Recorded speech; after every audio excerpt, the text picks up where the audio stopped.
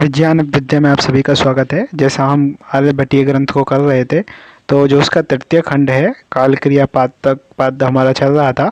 तो यहाँ पर हमने 11 श्लोकों तक उसको कर लिया था। अब 12, 13, 14 और 15 श्लोकों को हम आज करेंगे। तो यहाँ पर हम 12वां श्लोक शुरू करते हैं।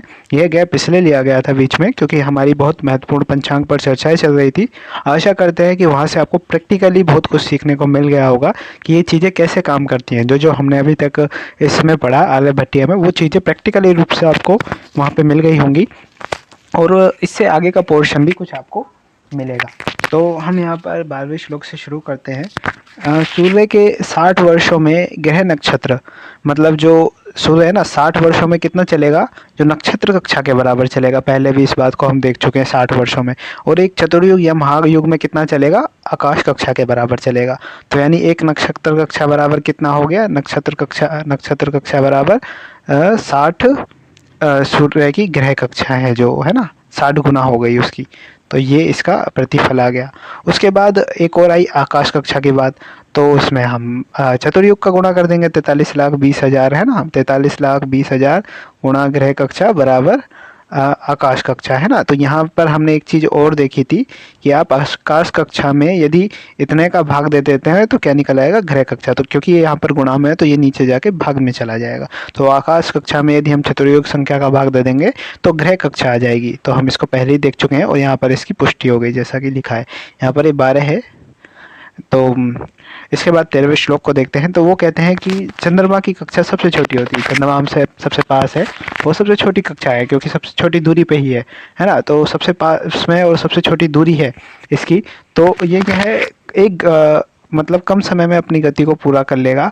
और सबसे ऊपर शनि की होती है तो सबसे अधिक समय लेगा। एक बात यहाँ देखने की बात है कि जितना भी अपन ये ग्रहों की गति देख रहे हैं, तो यहाँ पर गति को एक समान माना गया है, कक्षा को छोटी या बड़ी माना गया है। तो कक्षा या फिर जिसे ऑर्बिट भी बोलते हैं, तो ऑर्बिट छोटा है बड़ा है इस पर चीज़ें निर्भर करेगी। तो इसीलिए इसको मून को सबसे कम समय लगेगा, इसी प्रकार सैटर्न को शनि को बहुत अधिक समय लगेगा। तो नाम से भी स्पष्ट होता है शनि धीरे धीरे, है ना, शनि शनि धीरे धीरे। तो धीरे जो सबसे धीमी गति करे वो शनि है। तो इससे स्पष्ट होता है कि इसका कक्षा सबसे बड़ी है, इस वजह से इसकी गति स्लो होगी। तो इसके बाद हम एक और बात देखते हैं कि एक बात ये क्लियर कर लीजिए कि आधुनिक विज्ञान या अन्य लोग ये मानते हैं कि कक्षाओं का जो साइज है वो वृत्त नहीं होता बल्कि दीर्घ वृत्त होता है ना।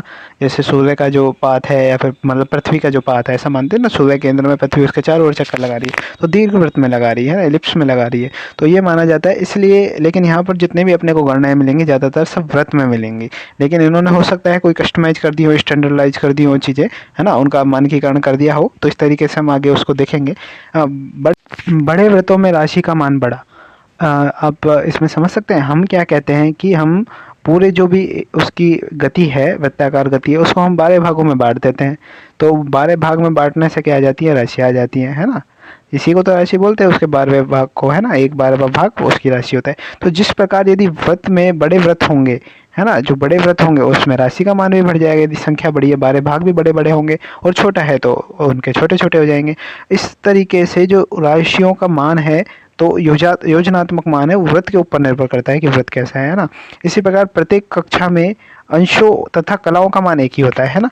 क्योंकि आप ये देखिए, उनका मतलब है ना, उनमें परिवर्तन नहीं आता। जो अंश और कला होते हैं ना, उनका मान सभी जगह एक जैसा होता है प्रत्येक कक्षा में। क्यों? क्योंकि अतएव उनका योजनात्मक मान भी कक्षाओं के अनुसार छोटा या बड़ा हो सकता है ना। मान तो एक ही होगा, लेकिन मतलब यहाँ पर ये समझना है कि जैसे आप मानिए कि उसकी पूरी कक्षा है ना, उसमें कलाएं जितनी हैं, कलाएं रहती तो उतनी है, लेकिन कला में जो दूरी है ना, वो बढ़ जाएगी। इस तरीके से कहना चाहे कि योजनात्मक मान, जो यदि आप उसको मापक से मापे, योजन में मापे या अन्य चीज़ों में मापे, तो वो मान उसका बढ़ जाएगा, लेकिन मान समान ही रहेगा। यानी कला है जो कला ही रहेगी। यानी जितने भी होते हैं, जैसे 360 अंश है तो 360 अंश ही होगा, है ना। 12 राशियाँ तो 12 रहेंगी। कहने की बात इतना है, निष्कर्ष रूप से है कि यदि 12 हैं राशियाँ तो 12 ही रहेंगी। अंश 360 डिग्री का अंश है तो 360 डिग्री का ही रहेगा। इस तरीके से चीज़ें हैं, है ना। उनके योजनात्मक मान घटिया बढ़ सकते हैं। आगे बढ़ते हैं 15वें श्लोक के ऊपर। तो इसमें क्रम दिया है कि नक्षत्रों के नीचे नक्षत्र सबसे ऊपर बताए जाते हैं, है ना।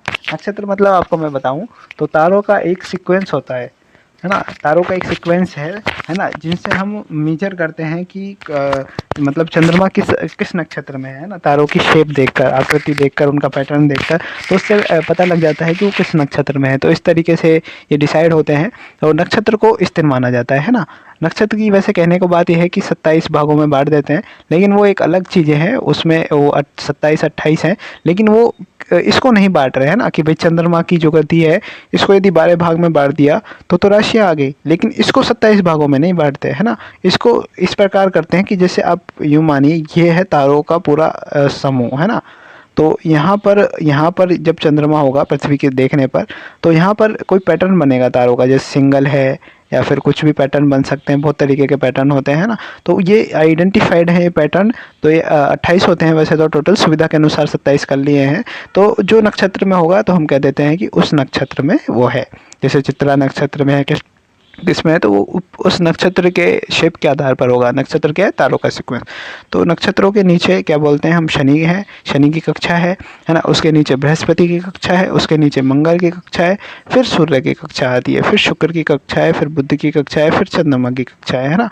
तो सबसे नीचे जो पृथ्वी है वो ख मध्य है ना, तो मध्य में स्तंभ की तरह कर दिया अपन ने। जो भी अपने कैलकुलेशंस की जाती हैं सब में हमारे ऋषियों और मतलब आचार्यों ने माना है कि पृथ्वी सेंटर में है ना।